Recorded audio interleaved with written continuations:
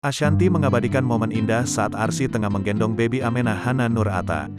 Amenah menjadi putri Atta Halilintar dan Aurel Hermansyah yang disayang semua. Ashanty kerap membagikan momen indah bersama Amenah Hana Nur Atta. Istri Anang Hermansyah juga mengunggah momen Arsy Hermansyah tengah momong baby Amenah. Lahirnya putri Atta Halilintar dan Aurel Hermansyah disambut bahagia oleh Arsy Hermansyah. Bahkan, potret Arsy sedang menggendong Amenah sempat diabadikan Ashanty.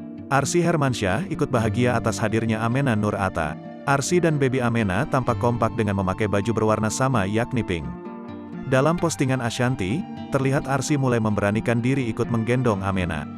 "Auntie @Queen Arsy sama baby @Amenata," tulis Ashanty melalui akun pribadinya tersebut, Sabtu, tanggal 26 Februari tahun 2022. Tak sedikit warganet ikut memberikan komentar unggahan Ashanty. Warganet memuji kecantikan paras Arsy Hermansyah dan baby Amenah.